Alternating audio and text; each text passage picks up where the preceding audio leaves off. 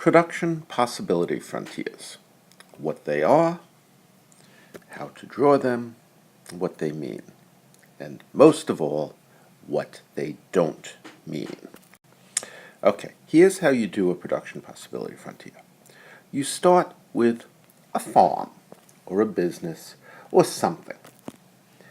Let's say you have a farm. This is how large it is. That is all the land you have. Maybe you have a well, and from the well you get a certain amount of water in a bucket.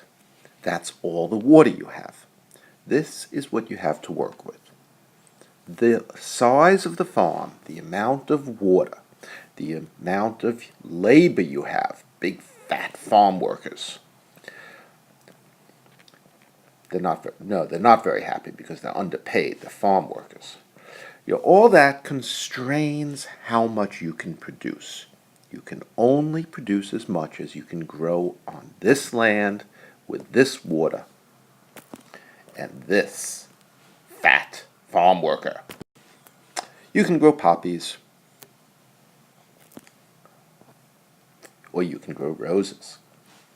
I'm making this on Valentine's Day, so I think you should grow a lot of roses. Both your poppies and your roses require land, labor, and water.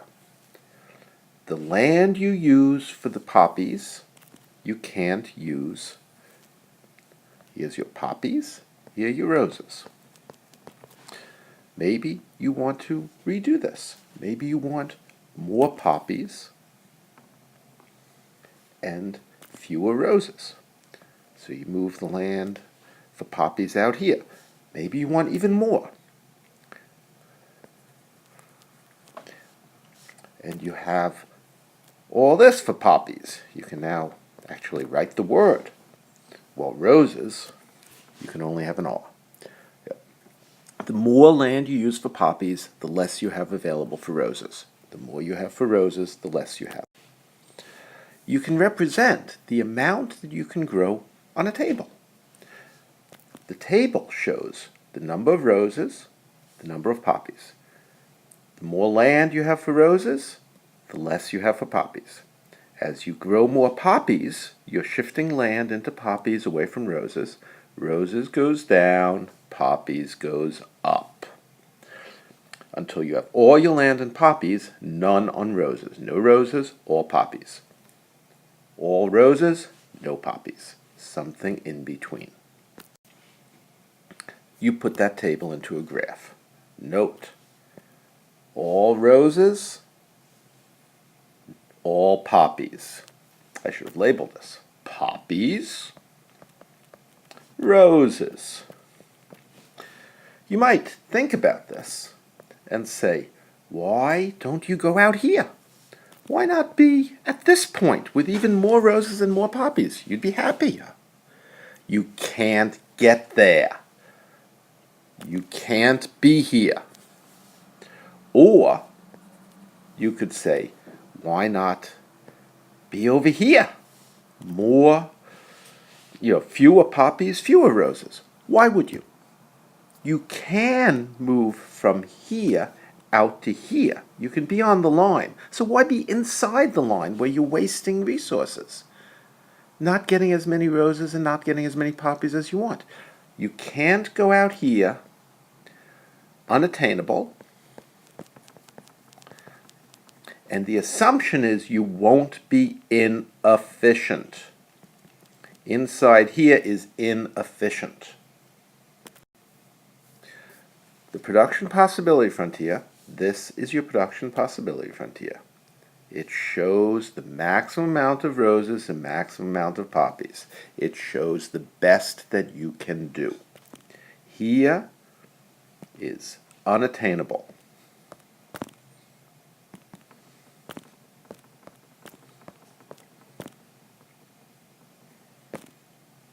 Let's move that out to here. Let's see if we can, there we go. Unattainable. Here is inefficient. You can't be where you're unattainable, and you don't want to be inefficient. Because you assume that you're efficient, roses are a binding constraint on poppies. The only way to get more roses is to have fewer poppies. The only way to have more poppies is fewer roses. The price of the rose is the poppies you don't produce. The price of the poppies is the rose you don't grow. If you go back to the table, you'll see that each poppy costs you 2 roses. So the price of a poppy is 2 roses. The price of the rose is half a poppy. Price of rose is 1/2 poppy.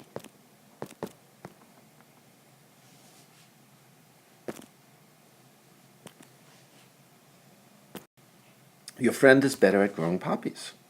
Notice, your friend can go along here and grow. For each poppy, your friend gives up only 1 rose. The price of a poppy for your friend is only 1 rose. Her production possibility frontier is above yours. She's better than you. You feel sad about that. But you also realize an opportunity, because her poppies aren't as expensive as yours. You can buy a poppy from her by just giving her 1 rose. On the other hand, each rose costs you half a poppy, which means because she is better at growing poppies, roses are more expensive for her. She has to give up more poppies to get a rose than you do. You can trade. Trade helps both of you. I'll even put an exclamation mark there. You both do better with trade. You can get roses cheaper. She can get poppies cheaper. Did I get that wrong? Yeah, you get poppies cheaper. She gets roses cheaper. You sell her roses because you give up fewer poppies to grow the roses. She sells you poppies because she gives up fewer roses to get her poppies. Note the assumptions. Trade-off. You're assuming that some things are complements. You're assuming that these things are substitutes, whereas many things are complements. Apples, honey. More apples, more honey. Sex and sleep. Better sex, better sleep. And it's assuming efficiency. Of course it makes sense for people to be on the production possibility frontier rather than inside, but people make mistakes all the time. Social conflict, distrust, transactions costs, fighting, all these things can keep us inside the frontier. Okay, that's production possibilities frontiers. They're the basic idea in orthodox economics. Remember it. Thank you. Have a good day.